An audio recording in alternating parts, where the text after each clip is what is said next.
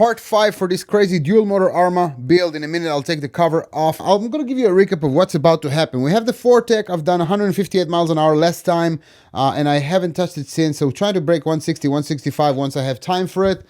God only knows what's happening here. The Limitless, though, is getting those wheels. And the plan is to do 100 miles an hour somehow on the beach at 6 a.m.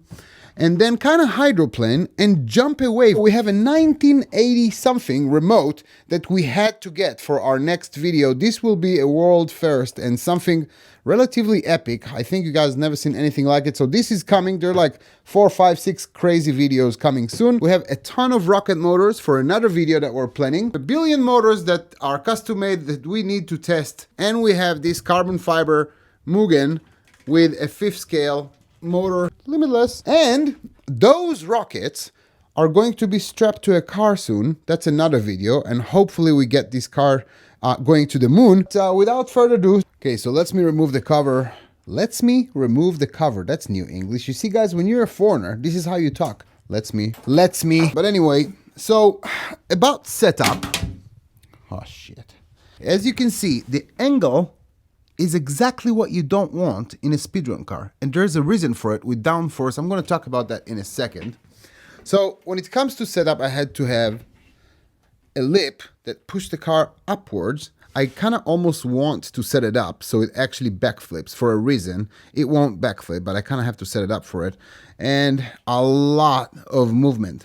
And what's going to happen is, since that carbon fiber body had so much downforce, it's going to be insane. As a matter of fact, let me put it back on the car just so you guys get a feel of what I'm saying here. There's going to be so much downforce on the car. Where's my antenna? Did I break it? Oh, shit. Hold on. Cut.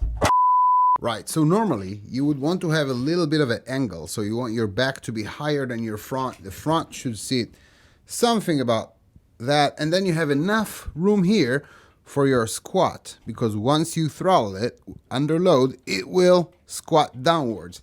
But I expect this body to have so much downforce in the front, and Liberty Francis actually told me this body will have a ton of downforce. It will have so much downforce in the front that I had to actually build a setup that will allow for about an inch and a half, once I throttle it, for the body to actually go down, just so it gets to a normal setup when the rear is higher than the front. And the faster the car goes, hopefully, we'll see, we're about to find out, hopefully, yeah, the car will actually go down and actually sit and plant itself on the road. So it's kind of weird setup. I've never done anything like it, but I don't think I have a choice with this carbon fiber. So wind, downforce, it's gonna go down, normal setup. Oh, one more thing, even though I have a monster radio, I had to drill a hole for the antenna because the signal won't go through the carbon fiber. And then since it's an airplane receiver, you have 2 antennas in diversity. So you want it on both sides. And then I drilled holes for the body. Guys, quick tip when you drill holes for bodies, try to make sure, not your body, your body. Try to make sure that the hole is about 1 millimeter off because you want it to be snug. You don't want it to just sit easily. You want to need to press it.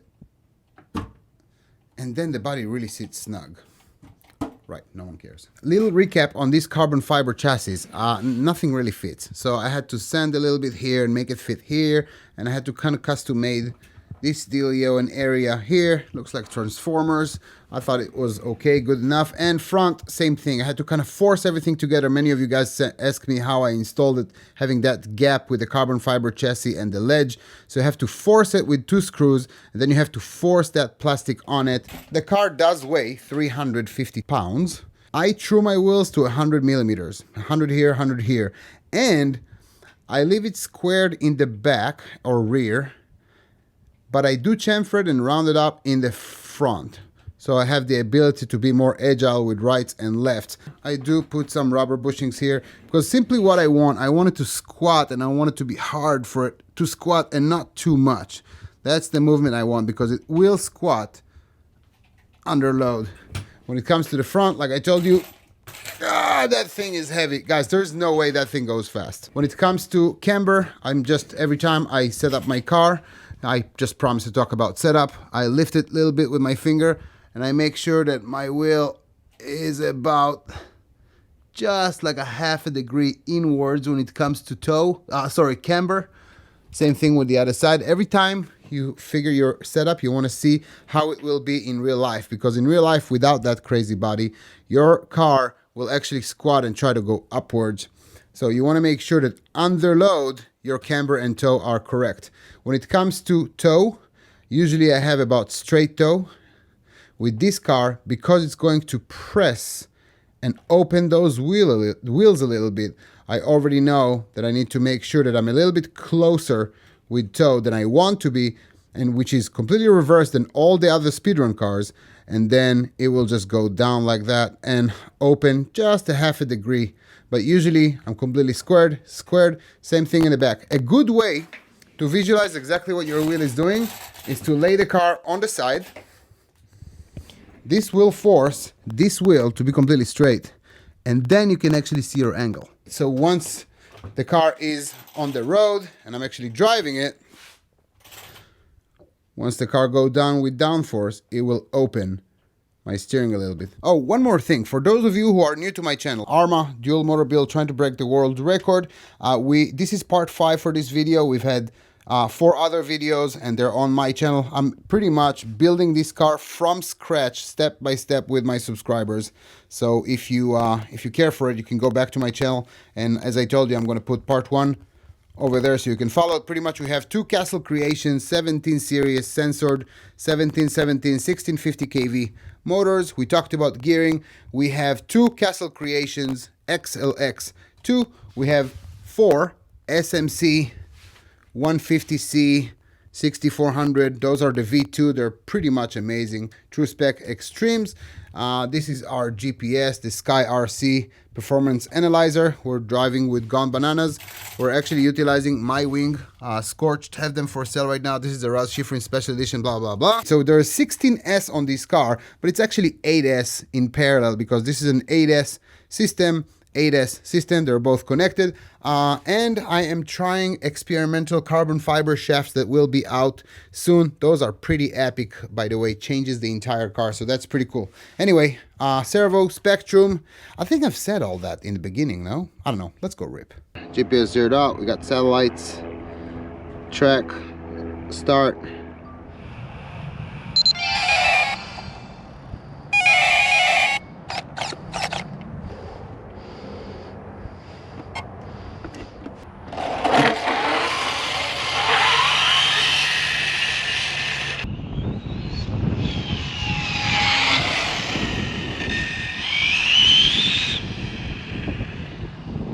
We're just gonna send it, just be careful. Yep. All right, well, here we go.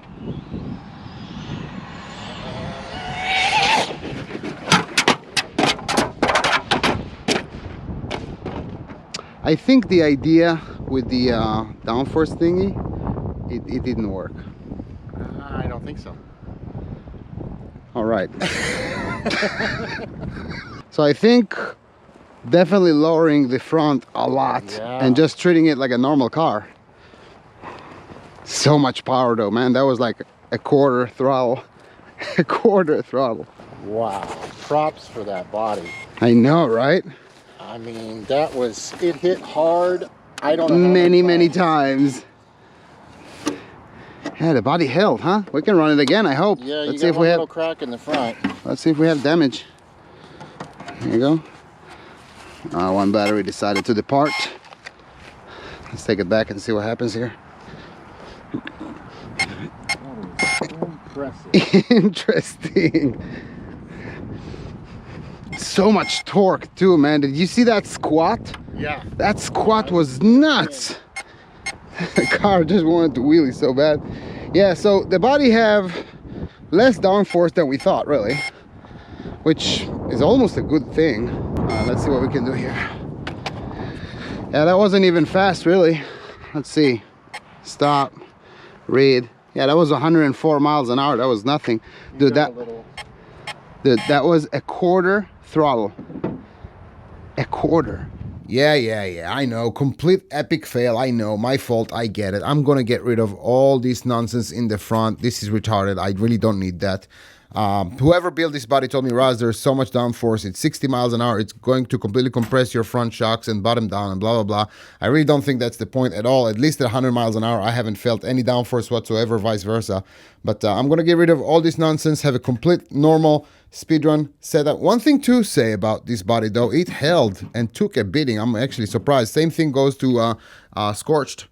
It took a beating. So the construction is well made, really. When it comes to the car itself, same thing. Car held, and something to be said about the way we build it together. It's just super sturdy. Nothing really moved, which is shocking to me. I'm going to tweak things here and there. We're not stopping, vice versa. We're just going to push harder and stronger than ever before. So I'm going to fix it up. Stay tuned. In about a day or two, I'm just going to fix things here and there, change the wheel here, make sure that my mesh is right, body sits well again, everything is strong, everything is tidy, and we're going out there and we're just going to send that thing as hard as we can now that we understand exactly the characteristics of what it does aerodynamically.